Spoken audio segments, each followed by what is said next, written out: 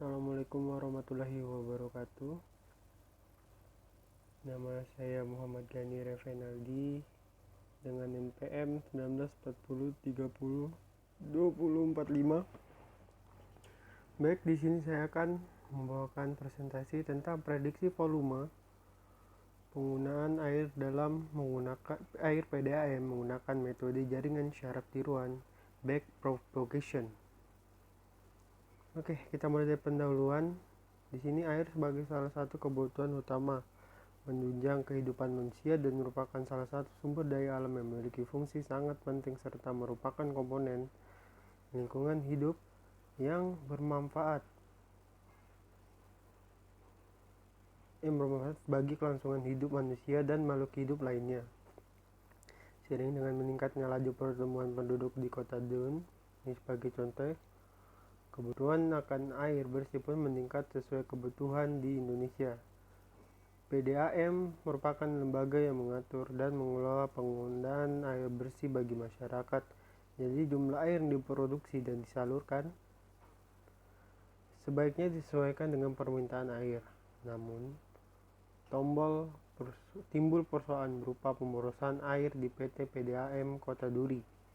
Ada permasalahan dalam menghadapi kebutuhan air, salah satunya apabila jumlah air yang diproduksi dan disalurkan lebih besar daripada permintaan akan air, maka timbul persoalan pemborosan volume air pada PDAM. Dalam hal ini diperlukan sebuah prediksi untuk mengetahui kebutuhan manajemen produksi jumlah air PDAM. Pada penelitian ini memprediksi menggunakan teknik kecerdasan buatan dengan metode jaringan syaraf tiruan JST, konsep JST untuk memprediksi jumlah produksi air PDAM dengan cara mengolah data jumlah produksi air PDAM periode masa lalu yang dimasukkan ke dalam sistem, dilakukan proses pelatihan menggunakan JST dengan metode back propagation. Setelah dilakukan proses pelatihan, sistem akan menghasilkan bobot-bobot yang akan digunakan untuk memprediksi jumlah produksi air PDAM pada periode tahun-tahun selanjutnya. Kecerdasan buatan Artificial Intelligence merupakan cabang ilmu komputer yang concern dengan pengoperasian tingkah laku. 2. Tujuan pustaka. Kecerdasan buatan atau Artificial Intelligence merupakan bidang ilmu komputer yang membuat agar komputer dapat melakukan pekerjaan seperti dan sebaik yang akan dilakukan oleh manusia. Teknologi kecerdasan buatan dipelajari dalam beberapa bidang seperti robotika dan sistem sensor, penglihatan komputer, computer vision, sistem saraf tiruan, artificial neural system, agen cerdas, intelligent agent, pengenalan suara, speech recognition, permainan, gameplay, dan sistem pakar, expert system. Metodologi penelitian. Penelitian ini dilakukan di PT PDAM Kota Duri. Pengumpulan data dan informasi digunakan pendekatan deskripsi atau survei, yaitu mengumpulkan data diri, data pelanggan, yaitu sosial umum, sosial khusus, rumah tangga, yang pertama rumah tangga, dua rumah tangga, yang ketiga rumah niaga 1, niaga 2, dan niaga 3 dari tahun 2016 sampai 2017. Data tersebut kemudian dianalisa dengan digunakan sebagai data pelatihan atau training dan data pengujian atau testing. Algoritma jaringan syaraf tiruan back propagation untuk memprediksi volume pengguna air di PT PDAM Kota Duri adalah sebagai berikut. Ini merupakan langkahnya, ilustrasi semua bobot dengan bilangan acak kecil. Langkah pertama, jika kondisi perhitungan belum terpenuhi, lakukan langkah 2-9. Langkah 2, untuk setiap padang data pelatihan train lakukan langkah 3-8. Langkah 3, fase 1, food forward. Tiap input layer menerima sinyal dan menerka ke hidden layer. Langkah keempat, hitung semua keluaran output di unit tersembunyi hidden layer. Langkah kelima, hitung semua nilai keluaran output di unit YK. Langkah ke-6, fase 2, batch progression. Hitung faktor error unit keluaran output berdasarkan error di setiap unit keluaran output YK. Langkah 7, hitung faktor error unit tersembunyi hidden layer berdasarkan error di setiap unit tersembunyi hidden layer. Langkah 8 atau fase 3, perubahan bobot. Hitung semua perubahan bobotnya. Hasil dan pembahasan. Pada tahapan ini, data yang telah diperoleh dari PT PDAM Kota Duri akan dibagi dua kelompok, yaitu data penilaian training dan data pengujian testing pada jaringan syaraf tiruan JST. Data yang dibutuhkan adalah data dari PT PDAM Kota Duri dari tahun 2016 pelatihan dan 2017 pengujian. Berikut ini adalah data pelanggan air bersih PT PDAM Kota Duri pada tahun 2016 sampai ke 2017. Dari bulan Januari sampai bulan Desember.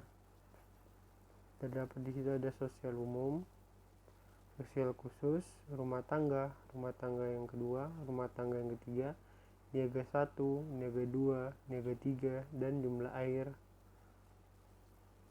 Oke, kita lanjut. Berikut merupakan variabel-variabel yang akan digunakan dalam prediksi jumlah penggunaan air bersih di PT PDAM Kota Duri. 1. Sosial umum. 2. Sosial khusus. 3. Rumah tangga 1, 2, 3. 4. Niaga 1, 2, 3. Fungsi aktivasi yang digunakan untuk mengolah data pelatihan training dan pengujian testing di atas adalah fungsi sigmoid biner. Maka data harus ditransformasikan terlebih dahulu ke range batas. Keluaran fungsi aktivasi sigmoid adalah fungsi asimiotik, tidak pernah mencapai 0 ataupun 1. Data ditransformasikan ke interval yang lebih kecil, misalnya pada interval 0,1 sampai 0,8 adalah X sama dengan 0,8 buka kurung X kurang A tutup kurung per B kurang A tambah 0,1. Keterangan 0,8 di sini merupakan ketetapan. X merupakan nilai data ke min N. A merupakan nilai data terendah dari setiap input. B nilai data tertinggi dari setiap input. Berikut merupakan data variabel dan instalasi data. Transformasi data dengan mengambil sampel data pada bulan Januari pada setiap variabel. Yang pertama di sini adalah variabelnya sosial umum. X1 nilainya A sama dengan 2100, B sama dengan 4000.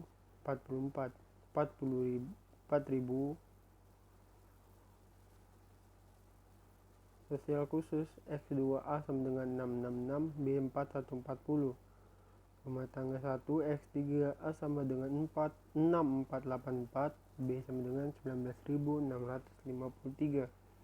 Rumah tangga 2 X4A sama dengan 64796, B sama dengan 100.867.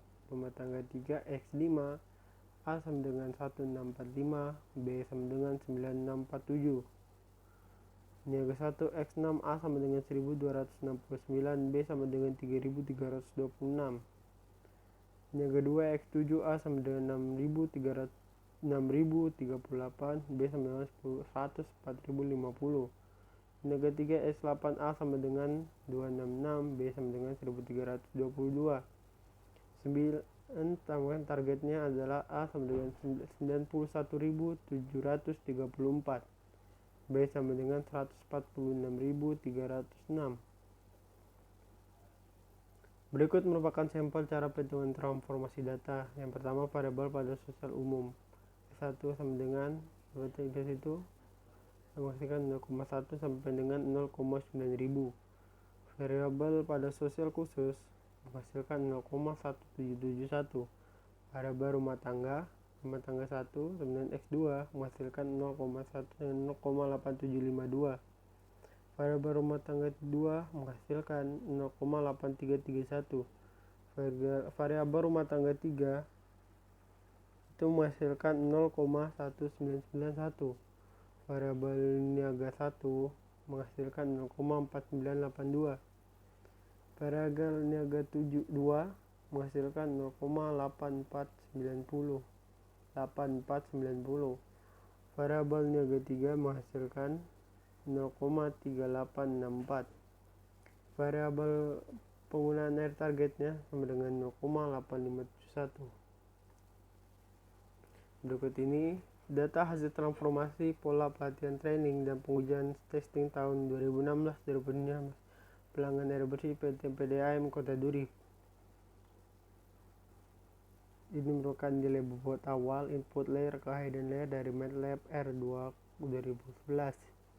Tabel 5 merupakan nilai bobot hidden layer ke output layer dari MATLAB R 2011. Tabel 6 merupakan nilai basis input layer ke hidden layer dan MATLAB R 2011.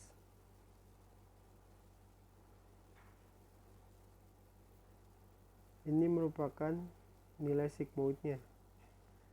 Untuk Z1 sama dengan 0,3437, untuk Z2 sama dengan 0,0054, Z3 merupakan 0,6783, Z4 sama dengan 0,7564, Z5 merupakan 0,0617, Z6 merupakan 0,9569, Z7 sama dengan 0,9634, Z8 sama dengan 0,1481, Z9 sama dengan 0,9968. Angka 5, hitung semua nilai keluaran di unit YK, K sama dengan 1, 2, dan seterusnya. Karena jaringannya hanya memiliki sebuah unit keluaran Y, maka unit K sama dengan menghasilkan min 0,6889 sesuai dengan nilai Y di aplikasi MATLAB R 2011b. Sigmoid min 0,6899 menghasilkan 3343. Fase 2 propagasi mundur propagation, langkah ke-6 hitung faktor berdasarkan kesalahan setiap unit keluaran YK. Itu sama dengan 0,1164. Lanjut. Langkah 7 hitung faktor error dan unit tersembunyi hidden layer berdasarkan error di setiap unit tersembunyi hidden layer. Z, J sama dengan J sama dengan 1, 2, dan seterusnya. Net J sama dengan, itu rumusnya terdapat di situ. Net 1 sama dengan 0,1164 dikali 0,2967 menghasilkan 0,0345. Net 2 sama 0,1164 dikali 0,6617 menghasilkan 0,0770. Net 3 sama dengan 0,1164 dikali 0,1705 menghasilkan 0,0198. Net 4 0,1164 dikali 0,0994 menghasilkan 0,0116. Ini merupakan faktor error di unit tersembunyi hidden layer, dan hitung sungguh perubahan bobot ke unit tersembunyi hidden layer dengan perumusan yang bersamaan. X1 nya, X2, X3, X4, X5, X6, X7, dan X8 nya. Fase ketiga, perubahan bobot. Hitung semua perubahan bobot. Langkah setelah ini adalah menghitung nilai bobot unit tersembunyi hidden dengan persamaan FOJ baru sama dengan FOJ lama plus sigma VOJ. V1 baru sama dengan V1 lama plus sigma V1. 4,0893 tambah min 0,035 sama dengan 4000,0858.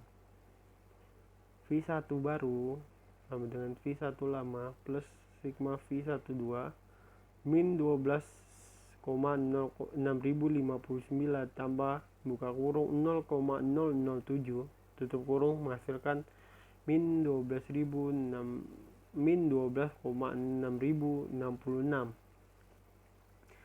V13 baru sama dengan V13 lama plus sigma V13 3,8926 plus 0,034 sama dengan 3,8892.